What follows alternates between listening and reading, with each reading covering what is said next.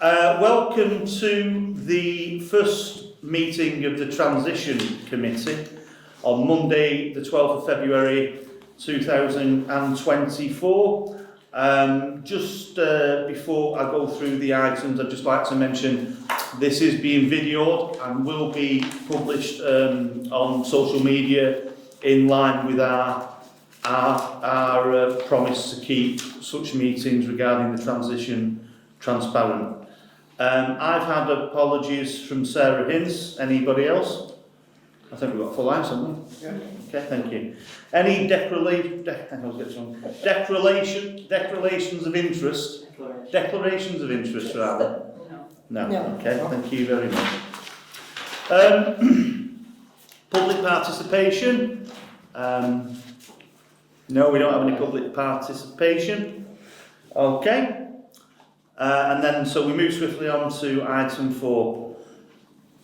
Pursuant to the resolution at full council on the 26th of September 2023 to adopt town council status with effect from May 2024 to review and confirm the following committee terms of reference previously adopted at full council on the 26th of September to include, but not limited to, structure, branding, finance, community engagement, standing orders, capacity, support and associated resources. Okay.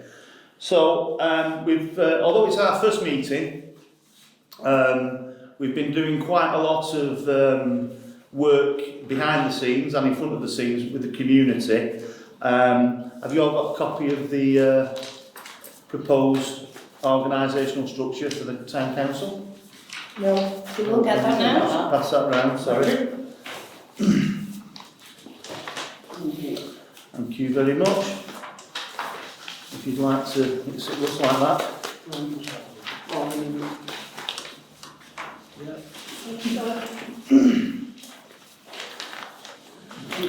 Thank you. One thing we have done in terms of looking at a resilient structure, we've obviously talked to other town councils who were previously parish councils and done a SWOT analysis, and we've come up with a proposal here which I'm asking this committee to adopt. So as you can see, we have a mayor who is at the head of the council, under which there is a deputy mayor. Okay, there are 14 town council members, i.e. councillors, that includes a mayor and a deputy mayor, and they, below them rather, are 6 committees. The committees as follows are the Resource Policy and Promotion Committee, the Environment Committee, the Events and Grant Committee, Planning Committee, Business and Commerce Committee, and this very committee, the Transition Committee.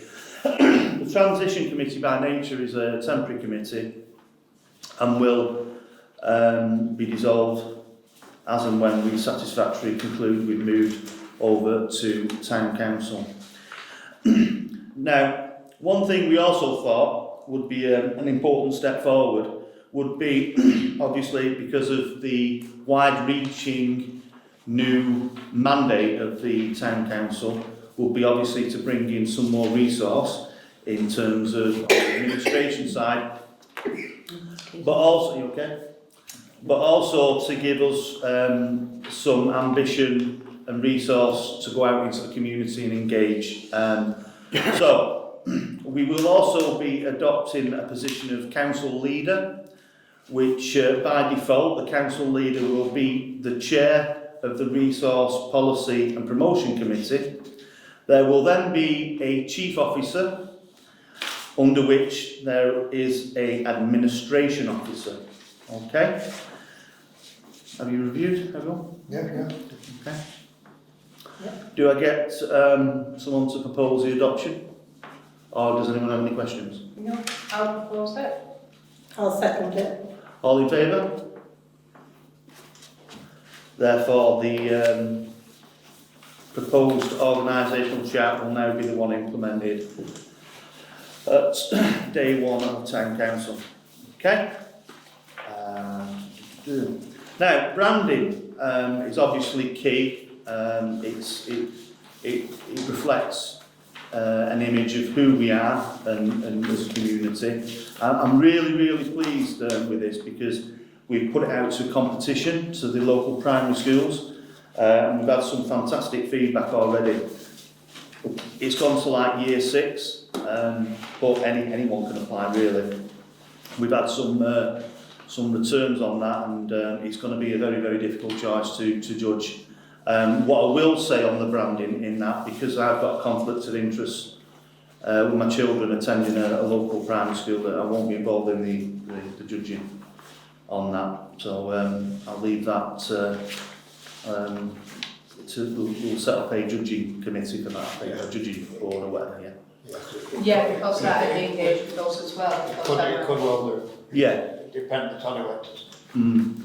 And are they single entries or is it classroom? No, they do the single, really. So they can do it either by class or they can do it by particular student. Right. We've had a mixture of both at the moment. Right. I mean, one thing we could talk about doing is maybe we don't make the decision and we put it out to the community. It's a possibility, Yeah, but we yeah. can. I definitely don't want any conflict of interest, so... No, absolutely. In terms of finance, at the moment, the expenditure is nil, and any expenditure we foresee will be highlighted in advance. I'll talk to you more about that in the next resources committee regarding the framework of how the new town council's financial structure will be implemented. Okay. Community engagement, I've touched on that. We're still doing some work. What we're going to be doing over the next couple of months is taking the town council to the people of Shore and Crompton. So we're going to be at certain venues, where residents can come along and can ask what we intend to do, why we're doing it, etc., etc. It's not a question of asking them to come to us, which they can always through meetings such as this, but it's important we go to them, I feel. And I think before people start muddying the waters about this transition and the benefits of, it's important that we engage with the community, I think. So Definitely. they'll be coming up very shortly. Standing orders. Okay, so the standing orders are under full review. We have legal commitments which form part of them standing orders, which obviously only change when legislation does, so they'll be fixed. But although they're currently in review, the structure of the standing orders will be to empower the committees far more. So that allows for flexibility, it allows for quick decisions and in tune with how we're going to fund that. So in terms of the financial holding of the town council, that will all be down to the resource policy and promotion committee. And then apart from ongoing commitments, fixed commitments such as what we have with the environment committee, any committee wishing to come up with a proposal, an initiative, that committee costs it out, then goes to the resource committee for funding. Not as in previous years where money's just been allocated to a committee and then they've decided, well, we've got this money, we need to spend it. I think this sort of ethos promotes best value. I think rather than looking at the money and then think how I'm going to spend in it, it's more of a question of how can we get that best value. Best value, Yeah. So I think that's absolutely key. So the standing orders are currently in review, and any changes will be put before the transition committee and published on social media. So the final thing is obviously resource. in terms of capacity, support and associated resources. We're very fortunate to have Tony Hilton as an employee of the council. Tony's role is changing in line with the changes to the council. So his role, his job description's completely changed. His employment contracts as well, which I'll discuss in the resources committee. But really, his role, as well as being more free to promote the council and take it to the community, he's also taken on additional responsibilities in line with this transition. So I personally want to thank Tony on behalf of me and my fellow councillors for his participation and efforts, and obviously we've brought Wendy in as well to support Tony for the reasons I explained at the last full council meeting. Has anybody got any questions? No? Okay. Well, it's just a question of dates and future times and meetings. What we're doing with the transition meeting and the way we'll be doing it with a lot of committee meetings going forward, we'll schedule the meetings as and when there's something to meet about, rather than having fixed. And that's something we've obviously done with the full council meetings. You know, we've brought it down to a minimum of 4. We might have 44, but we'll have a minimum of 4. Depending on the circumstances. Absolutely depending on the circumstances.